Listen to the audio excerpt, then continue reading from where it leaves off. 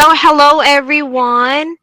Welcome to another episode of CX Picks powered by Verbix.ai, where we explore the future of customer experience, technology, and the balance between empathy and innovation. I'm your host, Rixie, and today we're diving into mastering customer experience in the age of AI. Joining me are two incredible guests. First, we have Andrew Mulero, a respected CX strategist and industry thought leader who's been helping brands deliver world-class experiences. Welcome, Andrew. Thank you, Rixie. It's great to be here. Thank you for having me. Looking forward to a great conversation on a very interesting topic here. So thank you. Perfect. Thank you so much as well, Andrew. We're happy to have you here right now. So, We're also joined by Rahul Patel, founder of Verbix.ai, the AI platform helping businesses elevate customer conversations through real-time analytics and insights. Great to have you here, Rahul. Thank you, Risky, for having me here. And I'm looking forward for this great webinar. Along with me, a great speaker, Andrew. Thank you so much for joining. I'm excited to dive in. So, let's start with the big picture. Customer experience have become one of the most talked about business priorities in the last decade. So, Andrew, from your perspective, how do you define customer experience in today's digital first world? All right. Thanks so much, Rixie. Once again, it's a pleasure to be here. And that's a very interesting question, if you ask me. So in today's first digital world, right, the word customer experience is being used all around every facet, every type of business. However, over the years, it has gone beyond just the traditional service interactions where you just call into a call center, somebody listens to what you are asking about or trying to fix, and after that call is a bye-bye. So it's more a seamless and meaningful engagement with customers. You know, we used to have the omni-channel, multi-channel first, and then omni-channel, and today we're even going into something called the opti-channel. So for the sake of the people joining us who are not familiar with these terms, so previously we used to have multi-channel where you call into a hotline and somebody answers your query. However, when you go into self-service, for example, or you email the same company, there is not a link between these three channels, you see. And so you have to possibly repeat yourself again and, you know, raise your query. But today, in today's world, we've gone into omni-channel. So when you do live chat, you send an email, you make a phone call to the same organization, there is a seamless link between all of these channels to be able to help with your query. And in the future, and where we're going to, with the help of AI and automation and all what is happening now, we're even going into something called opti-channel, which is not so familiar with many people, where we kind of personalize the customer's, you know, query and try to make the customer feel like you are into exactly what the customer is feeling. And then you ask the customer things like, how do you want us to reach out to you? What is the best channel to even engage you in future? So that is what I think is customer experience in today's, if you add the word digital first into it. So yeah, that's basically what I would define it as. Thank you for that, Andrew. Thank you for sharing. So I just have one more question. So from your perspective, how do you define customer experience and building on that, how has CX evolved over the years from simply being a customer support function to becoming a key business differentiator? Great question, and I think it's kind of linked to the last answer I gave, right? So if you look at the way we are moving from multi to omni, and then opti-channel.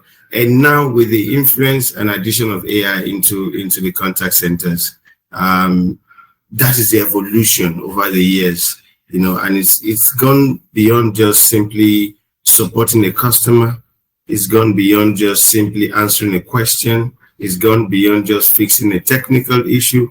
We're now at a phase whereby we need to read the customer's emotion, and the data that we get from, you know, the contact center or the service desk or the help desk, whatsoever name and you know, organizational structure you want to put into it, whatsoever data that comes from there is now being used to make data-driven decisions, you see. So that is how I will say that over the years, because I started from the contact center, say about how many years now? 13 years. Wow, that feels like a very long time already. Yeah, so over 13 years ago, when I go to work and I sit under the headset, we are just there to answer that particular query, that particular interaction, that particular transaction, deal with it, move on to the next. However, in today's world, you find out that there are so many digital introductions to the agents and to the support, to the technical support officers or staff that we have, that then move them from just transactional or interactional to become, you know, data giving and data driven. I mean, supplying to the top, giving data to the top and helping them to make those decisions. Yeah, so that's the evolution I think customer support has come over in the years. Thank you for that, Andrew. It was really nice. I totally agree with that. So now, Rahul, from a technology and innovations perspective, how is AI helping companies better understand and deliver meaningful experiences to customers today? Sorry, Andrew. Sorry, Rahul. I think you're in mute. Yeah, sorry. Okay. Okay. So thank you for this question. So mainly in terms of the AI, like, you know, now you see like either it's a contact center or CX operation, everything has to be transferred to the AI based stuff. Like, so if you consider a contact center, it starts from predictive analysis. There's a lot of tools available in there. Now, if we go with the real-time conversation where agent can see like what is going on when he's speaking, then there is also tools where conversational analysis, like, you know, Amazon contact lens or something what we build like Verbix.ai and all those kind of tools. Also, like, you know, those are the post call, but there is also real-time conversations, real-time analysis tools, which tells agent what they have to do next based on the response from the customer. So yes, there's a lot of tools available in market where these tools can help agent or CX expert to do something before the problem arises, right? So yes, so these are all the lots of tools which is there in the market, and yes, leveraging AI in the CX would be very helpful for the overall organization or effective implementation of their CX journey.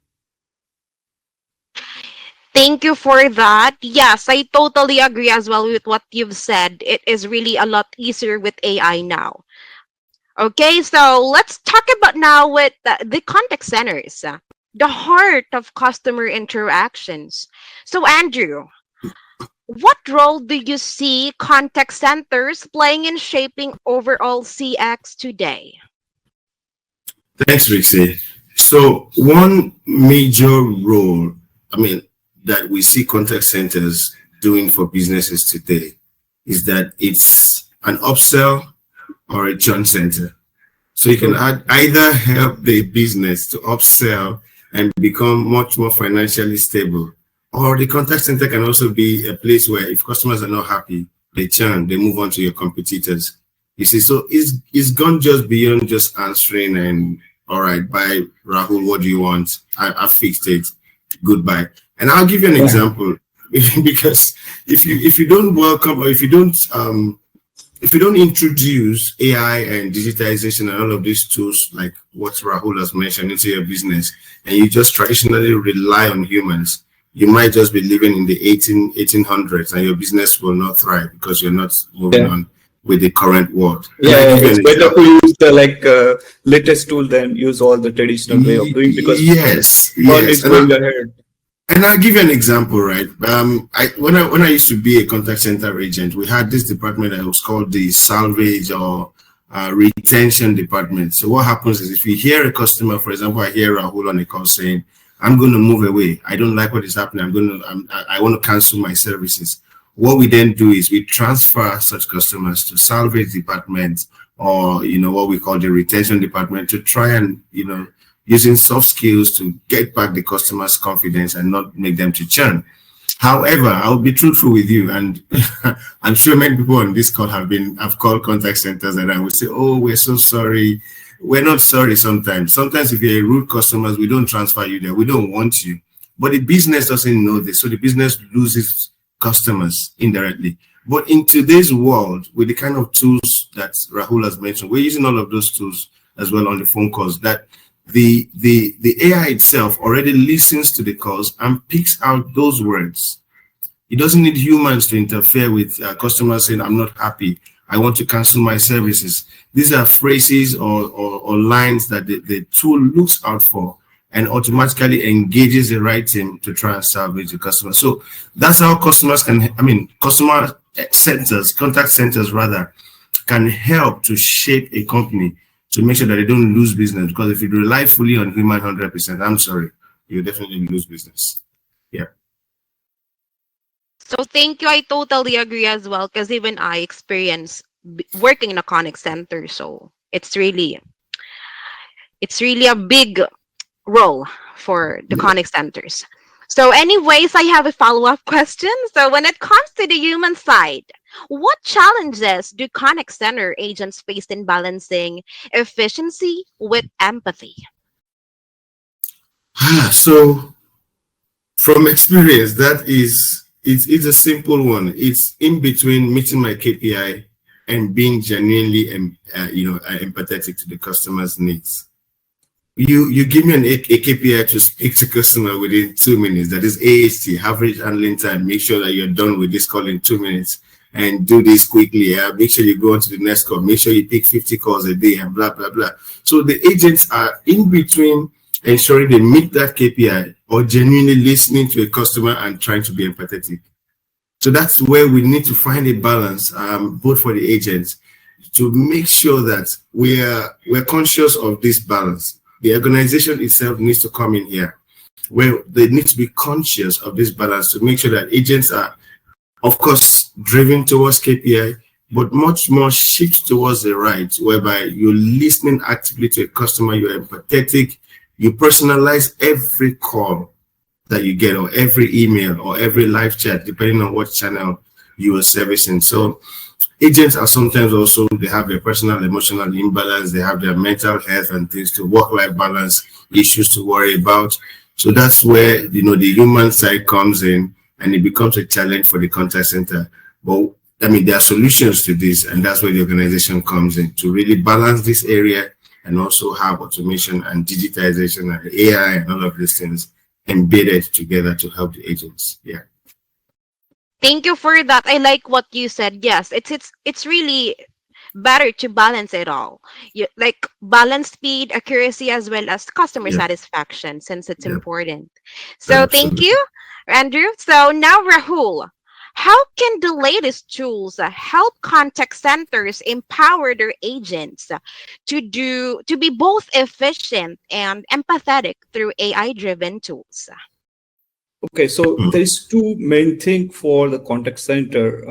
If we consider the real-time analysis, one is like sentimental analysis. Like if agent is speaking to the customer, now if customer had certain kind of frustration in the call, or he's not happy what agent is speaking, or even during the conversation, not only the call but chat conversation. So some tools can help agent that how he has to change his tone, right? So those can help them to convert that call angriness in the call into the politeness at the end of the conversation. And second thing is on top of that, like,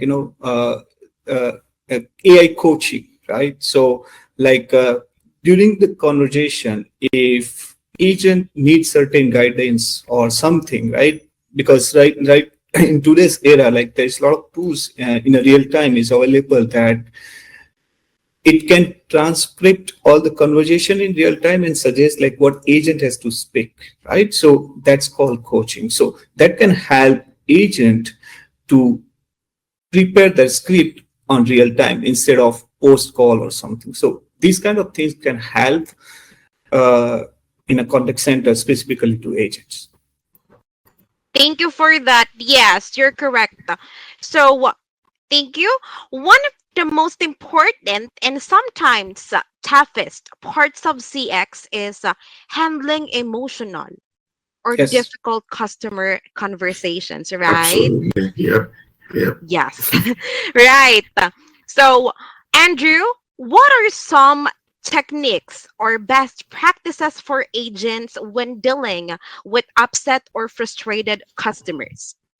Thank you, Rixie. And I want to take that question from let's take a step back as to how to also ensure that we don't get frustrated customers. Customer experience is not a department. It's not a department. It is an attitude, a behavior Yes. that everyone within the organization needs to take note of. Right from the delivery stage, from the sales, from the guy who goes to sell to the customer. Don't overpromise when we can under-deliver. Don't, in the delivery phase as well, don't rush things without proper testings and blah, blah, blah. All of this sums up to bring up an angry customer or a frustrated customer, you see. However, on the receiving end, which is our line of business, contact centers, help desk, service desk, and all of that, the skills that have been taught over time still works. They still work. The traditional skills: remain calm, listen actively. We really underrate the power of active listening in our conversations. When a customer is angry and you make them repeat themselves, it makes one even much more frustrated. You see, but when you actively listen and you take note of everything the customer has said, you avoid asking those questions over and over again, and then it gives an assurance that someone is listening on the other side. Even in our personal issues right now, life issues, sometimes all you need is a friend to talk to, somebody who is going to listen to you, you see. So show empathy after doing that. Use positive languages. Take ownership. Manage your tone and your pace when you're responding to an angry customer. Don't be up and about. Don't scream back, because the volume of your tone can just send the wrong notes. The volume of your tone can send exactly right. And then know when to escalate. There are certain points that, we always say escalation is bad, but there are certain points where the customer feels like someone has really taken ownership when you escalate the case. Not because you're not empowered to do it, but you find out that this is an outlier, this case is different. I'll speak to my manager about your case and try to get something extra for you. Those kind of words, assures the customer that there's someone listening on the other side. And I think the last point I want to mention is personalize the name of the customer. Correct. It's not okay to say hi customer. Say hi Rahul, hi Rick. Yeah. That personalization goes a long way. So these are some traditional skills and steps that I'm sure we've all been taught, and people are kind of moving away from it. But if you go back to it, it helps a lot to bring an angry customer to even become an advocate for you. Yeah. I totally agree with that. Yes, it's important what you've said. It's really.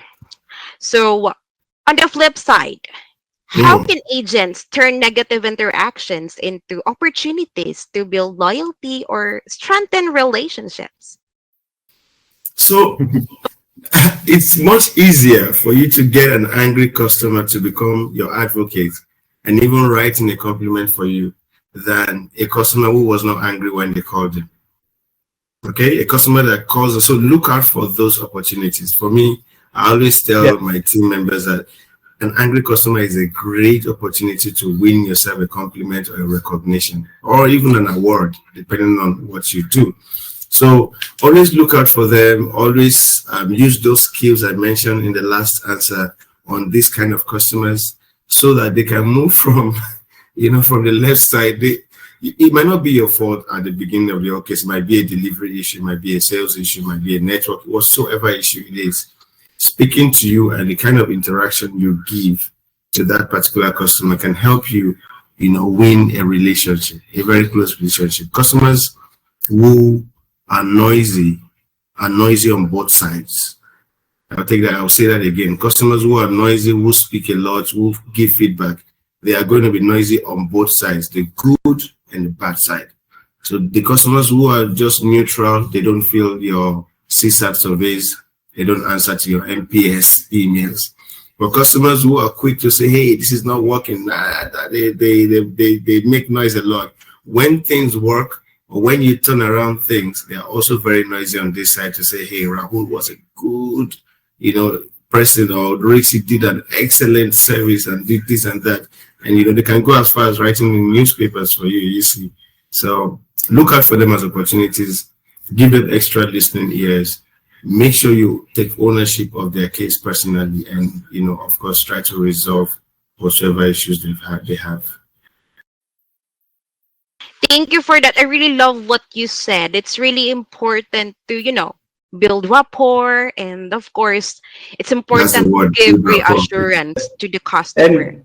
And angriness of the customer, you have to consider like customer is serious for their matters. And that's opportunity definitely for you to convert that angriness into the customer for a longer relationship. That's what we experience as well in our. Right. Exactly. And I totally agree, because some of them are just having a bad day, and it's up to you on how you can flip it, right? Exactly. Yeah. Okay, so thank you so much. I also have a question to you, Rahul. How does technology like real-time sentiment analysis or AI coaching help support agents during those critical conversations? Okay, so basically, as I mentioned, like sentimental analysis can tell agent like what problem, what is a conversation issue he has. So they just alert the agent, like, he has to guide customer in this way, right? Because AI can check all the conversation and reply the best answer to the agent. So agent can understand like, okay, I have to speak this in order to give the proper answer to the customer, right? So that is, and same thing for the coaching, where AI can guide. That may not be 100% correct, right? Because still today, like AI keep train themselves, right? So after 5 years, maybe like, right now, if you consider the answer from the AI is 80%, after 5 years, it will be 100%.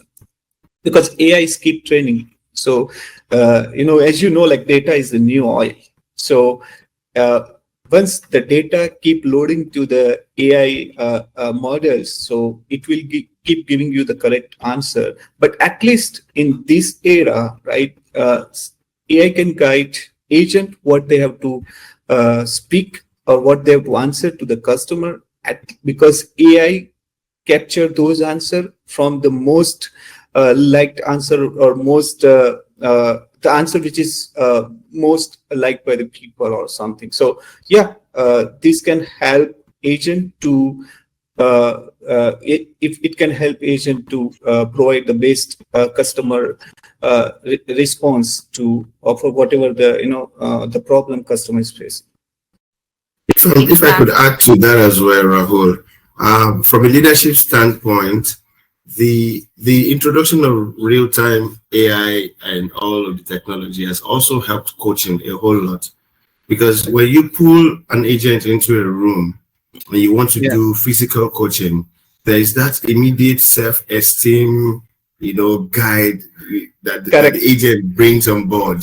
However, if it's a coaching that is automated and it comes to them as an email or something, and they just have to click acknowledge, There's no much argument these days. Everybody just acknowledges and like, okay, I've learned this. But if it's a human that is translating that message to them, often at times there's a defensive approach to it. So yeah, I just wanted to add that to what Rahul has said. Yeah, because real-time coaching is far better than traditional way of the coaching, because real-time coaching has the actual use case against the agent, right? And he's on the call, so agent always finding what I have to answer, right?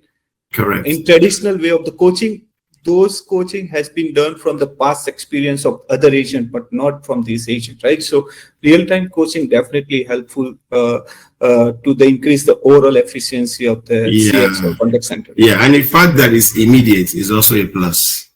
Yeah. The real-time coaching from AI is often at times immediate. So it happens now, you get the coaching and you close it off.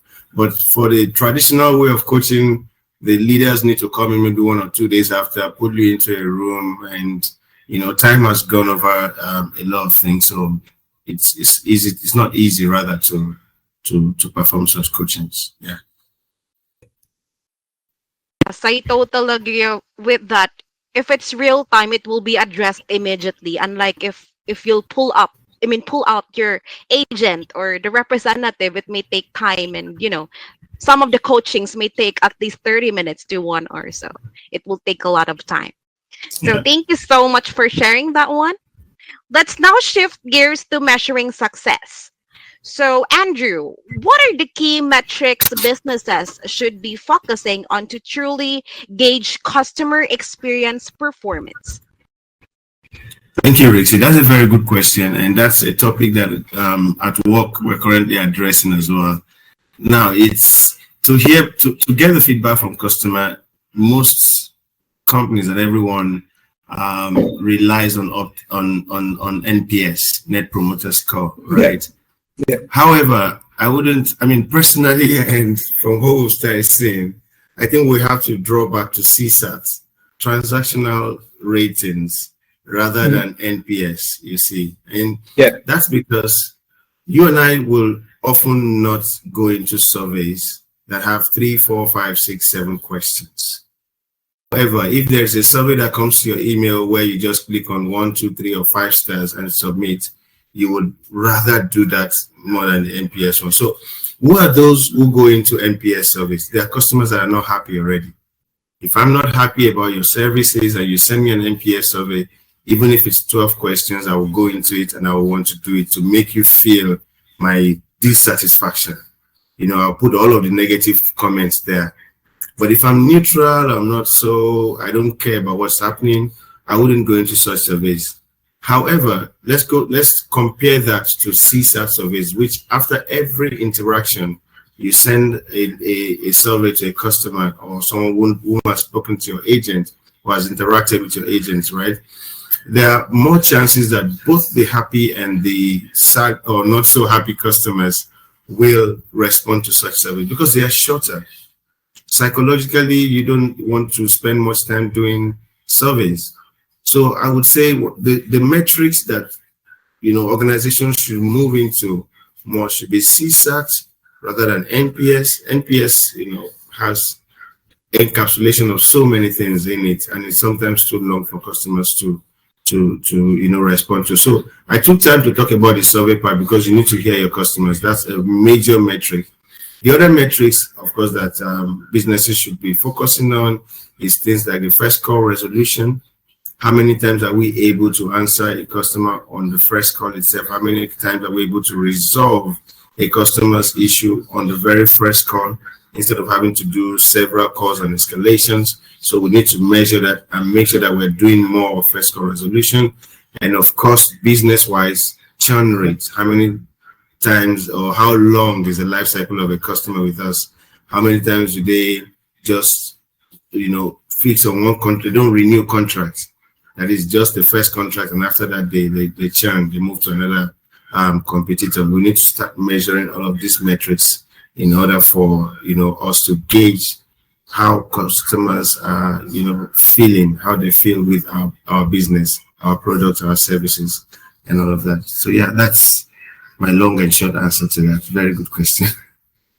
Thank you so much. Yes, you have points really with when it comes to the metrics. It's really important. And how can organization, by the way, create the feedback loops that help them continuously improve their CX? So it's you have to collect feedback, and collect much more feedback. You can't be tired of getting feedback from customers. So organizations have to be intentional that at every touch point. So that's where I can say you still need NPS. So NPS encapsulates an entire year or an entire month feeling of a customer, both from the delivery, the sales, the service desk standpoint, and all of that. However, you still need to go into those transactional feedbacks, like Steve said. So at every touch point, rather, that the customer has to interact with the organization, make sure you gather feedback. And don't just gather feedback, because often at times, if you would agree with me, organizations, we gather this feedback, we look at them once or twice, and then we move on from that. So we need to start analyzing this feedback, ensuring that we take projects on it, and then we work on improving those things that customers are actually talking about. We need to be intentional to work on those things that we'll find from the analysis of the customer feedback. And of course, lastly, after working on that and whatnot, take decisions based on this feedback.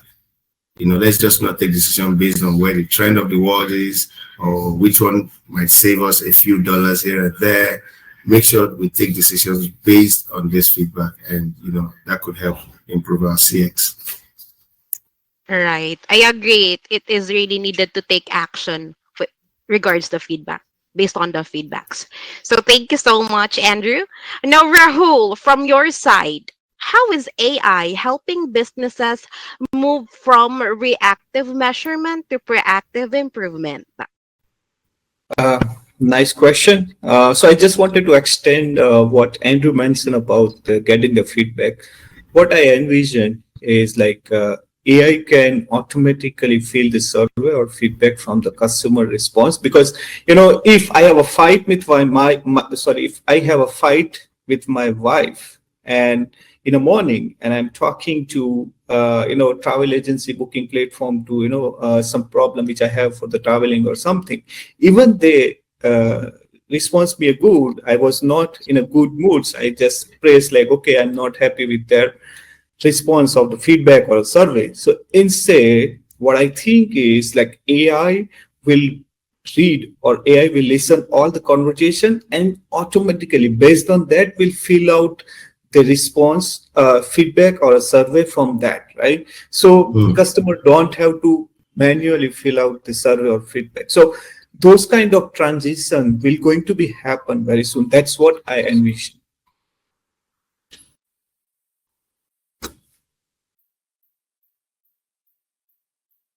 Okay, thank you so much. Yes, correct. Because some really some customers would really be emotional as well. So they tend to like really, you know, give it to the CX or representative. Thank you for really highlighting that one. That's a really nice answer you had there. So now, as we look ahead, the world of CX is changing faster than ever, right? Yeah. So, Andrew, what major trends do you think will shape the future of customer experience in the next few years? Thank you very much for that question, Ruthie. So before I answer the question itself, I would like to say that over the years, or the past 2 years, I've had the opportunity of being in several CX summits. In fact, the Malaysian CX summit just ended 2 weeks ago. Yeah, over 700 participants and all of that. So within Singapore and Malaysia, I've been into several of these CX summits, and this is the same topic. AI AI versus human agents. And in all of this conversation, in all of them, I must say that we had to come to an agreement. So those from the technology part, like Rahul and myself, who are from the technology part, right? We have to come to the agreement that AI cannot replace humans, and humans cannot replace AI. In fact, when I hear people say things like AI is here to take our jobs, it obviously means you don't know what AI is all about. You've not tried to use AI tools, because it's not here to replace humans. There are things that AI do to help humans to do their work much more efficiently, much more faster. It gives you time to take away all of those waste seconds you spend reading long emails, typing long emails and typing long, drafts of proposals and things like that. So it helps everyone from different facets of the business. However, the future, now to your question, the major trends that we need to embrace, and I had to say that because people are cautious that why should we embrace this AI? It's here to take my job. It's not here to take your job. You just have to upskill yourself, use these tools, and find out how you save much more time and become more efficient.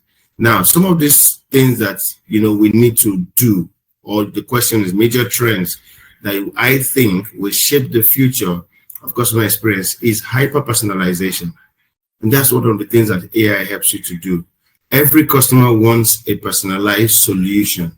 Every customer appreciates when the solution that you are offering is personalized to their businesses or to their own way of life.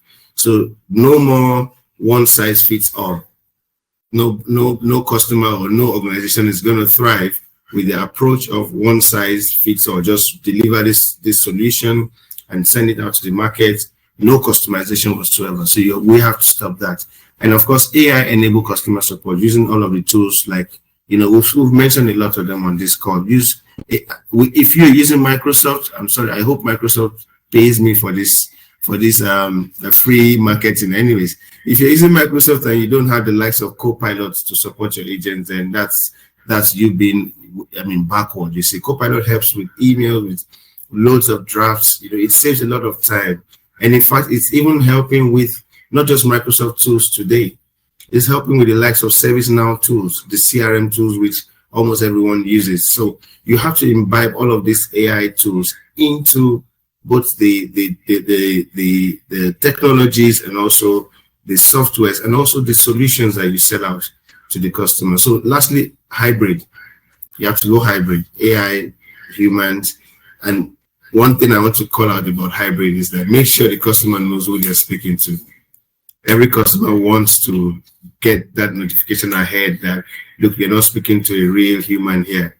And they're okay with it sometimes. But what they don't like is when they've spent 5-10 minutes speaking to, an AI tool, and then they have to get transferred to a human tool, and they're in shock, like, oh, all along I've been speaking to AI, I didn't know about that.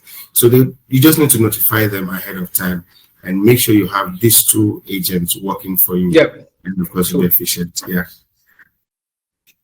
Thank you so much. And just a question as well related to that. How do you think the role of human agents will evolve as AI and automation become more advanced?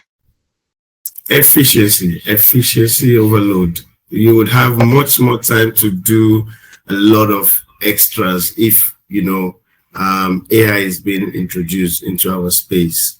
And that's because in our space or in our work today, we do a lot of things that are just redundant.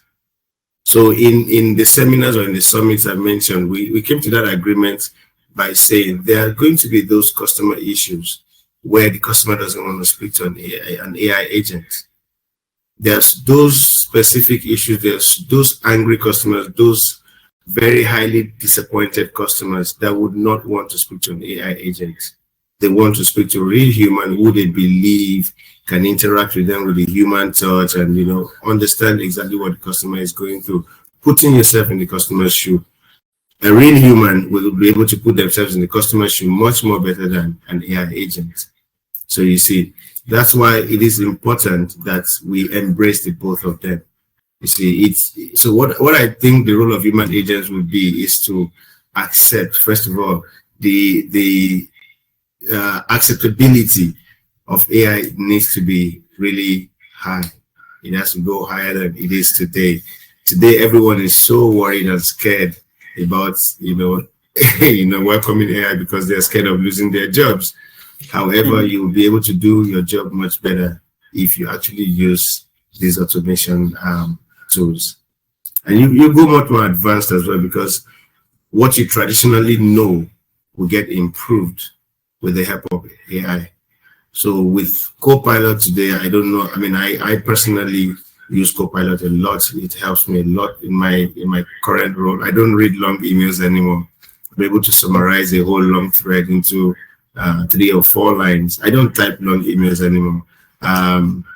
Of course, you have to be mindful of what you do, and that's why we have these courses to make sure that people understand that whatever you do with AI is still you. Whatever email you send out, you cannot claim, or it wasn't you. So make sure you proofread, make sure you're transparent, make sure you're genuine with what AI has sent. So make sure you go through it in detail. However, you find out you can save a whole lot of time if you use those tools. So why not use them anyways? Why not use them? And in terms of knowledge, Copilot has helped me to know a lot of functions that are available in things like Outlook, like even as simple as Microsoft Word, something that we all think we're experts at. But if you have these AI tools embedded in them, you find out that there's so many more tools that we're not using that are already existing in these solutions. So yeah, that's how I think automation can make us much more advanced. Right. I do also agree. There's nothing wrong with coexisting, right? If both AI and Exactly. human agents would exist both, right? So I Yes. agree. So thank you for that, Andrew. And Rahul, how is Verbix.ai preparing for this future? And what's your vision for the contact center of tomorrow? Sure. So definitely, people are moving toward the latest trend in AI. So definitely, Verbix has to. There is no any question on that. So from the traditional way of contact center or CX analysis, we are moving towards more towards the analysis of their social conversations. Then we are going to more towards the voice bot and analysis of voice bot and traditional call as well. Apart from that, we will go beyond and we will going to add more features. Whatever will be in the next 2 years, which will be in our roadmap, like what we will going to add to the Verbix.ai, considering what's the latest trends happening to AI. So yes, we obviously have to be in the race of AI, as Andrew mentioned. People has to improve themselves. They have to work hard in order to compete with AI, right? Because as you see the film called Matrix, it's really tell us human versus machine, right? So obviously human has to think ahead than machine, then only we will going to win this race. So definitely Verbix will consider this and will add more features and functionality to our system. Okay, thank you so much. That's a really nice, you know, you had on mind, like that's a good points. So wow, that was a really nice conversation we've had. We've covered so many valuable insights. Now, let's take just a few minutes or a few seconds, because I see here that some of our audience have questions with both Andrew and Rahul. So, can you answer some of the questions? Yeah, sure. Sure. Oh, Okay, so so there's yeah. so many questions here. Yeah, there Yeah. are so many questions. Okay, Andrew, you can take first for the Telstra. Like I think someone mentioned, in your experience at Telstra, what are the biggest challenge enterprise faces when Okay, so I see implementing that AI? one. Your experience at Tesla, what are the biggest challenges enterprises face when implementing AI-driven? Wow, very good question, because this resonates personally with me.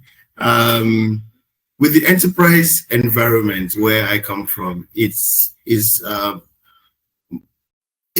not easy to introduce an AI solution, and that's because there are so many approvals and touch points before you can even move into implementation phase.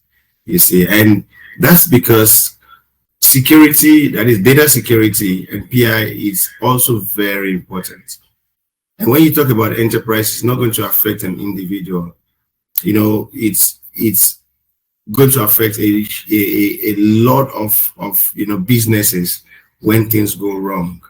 You see, like recently, I'm sure we have all read about or seen the last breach with Cloudflare and how it impacted X, that is the former Twitter, and several users here and there. Now, that's why it has to go through a lot of scrutiny from the cybersecurity. And you see the cybersecurity space is becoming a very marketable space today as well. It's because of things like this. We're having so many cybersecurity evangelists coming out and becoming marketable because their role is much more required in the markets today. Before any solution comes into your space or into your business, it has to go through layers and levels of scrutiny, and to make sure that it is safe for your business and also for your customer. So that is the challenge that I think we're facing. We're still having it, and I would say it's a good challenge, but we have to be very mindful of customer data, and that's why it is there. Yeah. So maybe Rahul, you want to take the next one while I read the next question for Andrew? Yeah. I answered the next question. It was related to like how AI help to optimize or streamline customer delivery process without compromise human touch. So basically, AI, as I mentioned earlier, AI is still learning, right? So sometimes AI make mistake. It's not something all the answer from the AI is right in today's point of view. So yes, AI can help at certain stage to, without compromising human touch, can answer or streamline the, for example, customer delivery process. But obviously, human is needed at certain point of time for any conversation with AI. So yeah, this is something which we can say too early that everything will work without human. So human is needed, and human must be there at the not all the conversation, but some of the conversation where AI cannot answer, human is always required. So yeah, definitely. But for the future, again, human is needed, because as I mentioned earlier, if AI become advanced, human also have to be advanced for all the thinking and conversation and everything. So yeah, this is what I can say. Yeah, very good and spot on there, Rahul. That's really spot on. And I think the other question has also been answered. What KPI should organizations focus on measuring AI's impact, real impact on customers? So I think we've answered that in the course of the conversation. Just to add on is that we need to measure before and after. So what's the volume of calls that were coming in before you introduced AI? What are the customers saying before and after introduction? What's the volume of requests of incidents you're having before and after? That would help you to gauge if the introduction of AI has really helped or has even made things worse. Yeah, so that's a quick answer to that one, because we've dealt with it a bit earlier. Let me take a next question. Yeah, it's mentioned like, how does Verbix.ai differentiate itself from other AI-based conversation intelligence? So Verbix is not right now comparing with the other tools, because other tools might be have the same features and function which Verbix.ai offer, but our objective to have Verbix.ai is like providing right tools, right conversation, right analytics to the customer to make sure their problem has been solved. Instead of creating a problem, we are here to just solve the problem, right? So if you go with any software or tools, customer is new for the tool, so we have to consult the customer, we have to train the customer, we have to coach the customer to make sure whatever he is required, the software has to design in that way, right? So yeah, that's a main key difference from the Verbix.ai than other software.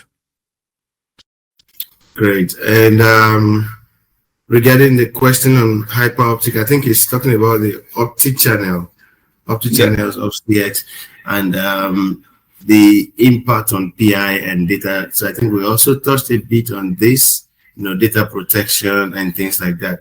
So the truth is, for enterprise-based solutions like what Verbix will be offering, and I'm sure what the likes of Telstra will uptake, it goes through a whole lot of scrutiny before it becomes an implementation. However, you can't be 100%, cautious or against data insecurity, and that's not just with the impact of AI, right? Even before AI, humans were selling data to humans, so you can't really be 100% away from data leaks and those kind of issues. However, I think companies, organizations are also being and AI as well is now being used as a cybersecurity tool. So I think what Verbix.ai will be releasing now would also have AI agents or AI tools that help to then make sure that all angles are checked, all I's are dotted, all T's are crossed, to make sure that if there will be a data leak, it has to be from a very high level professional hacker or things like that. So that is the response. And the optic channel doesn't just cover the area of AI. It also encapsulates phone calls. It deals with live chats. It deals with emails and all of that. So whether it's human or it's AI, it's just that we're going to tell you we're going to ask you as a customer, rather, what modes of communication do you prefer? What areas of reach out? What time of the day would you want us to even call you regarding an issue? If we have a sales or new release and product, should we send you an email, or should we call you, or should we drop you a live chat through the self-service portal and things like that? So that's one good thing that Opti-Channel does over the omni-channel that we're so used to today. And regarding the coaching, I think the last question there, I'll say yes, there is a huge advantage of having the human touch in coaching. However, that is for outliers and performance management. So let's separate these things. For performance management, or you are managing an outlier who is underperforming, you really need to spend time as a leader one-on-one with such people for those conversations to make meaningful sense. However, what AI is helping to do now in terms of coaching is immediate feedback for even the minor things, the very little things that, oh, you didn't smile on that call. Customers can hear our smile actually when on phone calls. I'll tell you that truth today. So you don't need to see the person, but customer knows when you're smiling, based on how you speak. So you didn't smile on that call, or for example, you rushed that call a bit too fast.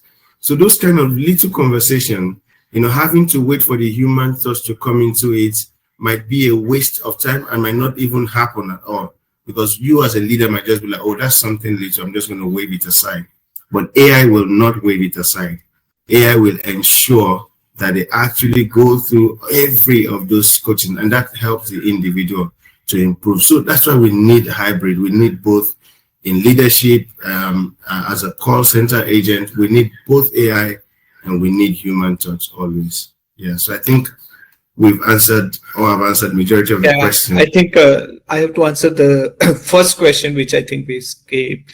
So the question is like, customer experience is not limited only to the contact center Very or true. customer Very support, true. but also for a business process, functions, and customer journey.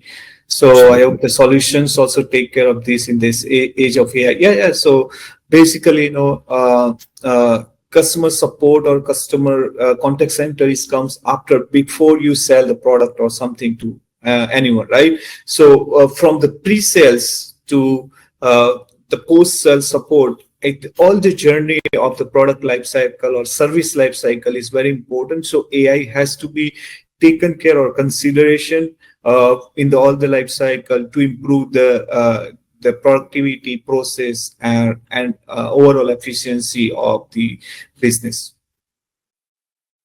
Absolutely, so, and that's why, like I said earlier on, the customer experience of the organization is not a department. Everybody looks at just the customer or the post-sales part of things as where customer experience should be built. No, the customer experience of the organization starts from pre-sales to sales to delivery, and then to, of course, assurance part of things after the service has been delivered. Everyone needs to have that consciousness within the organization. True. Yeah. Perfect. Yes, totally agree.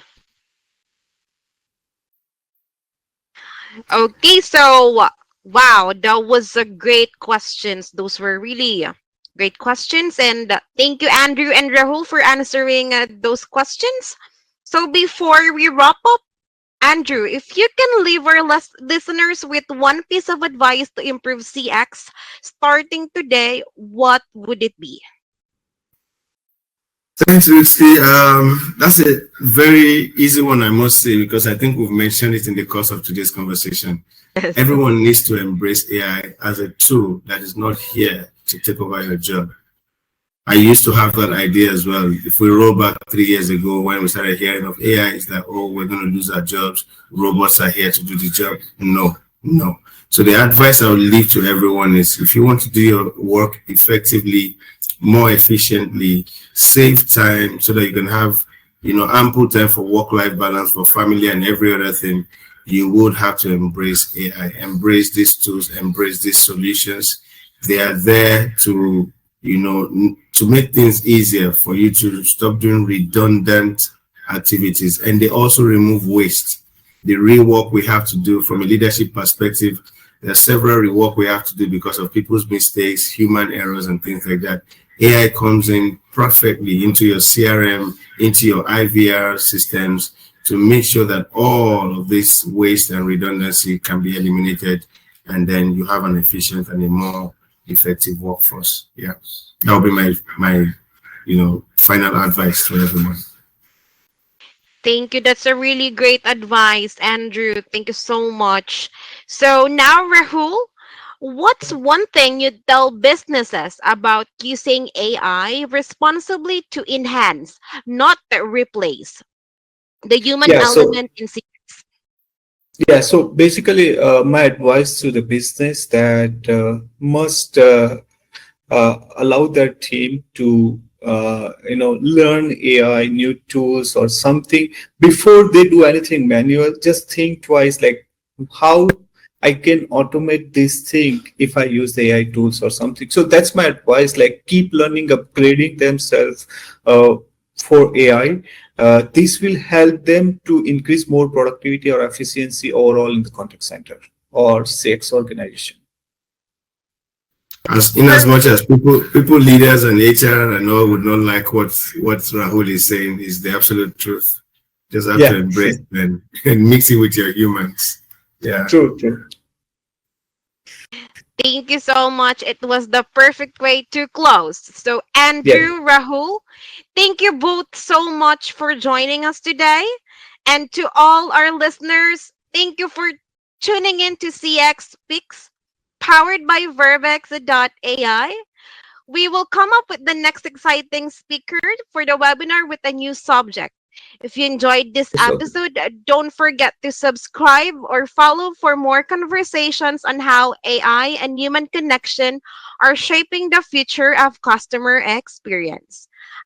Again, I'm Rixie, and this was CX Picks. See you next time. Thank you. Thank you. Thanks, everyone. Bye-bye. Goodbye. Thank you so much.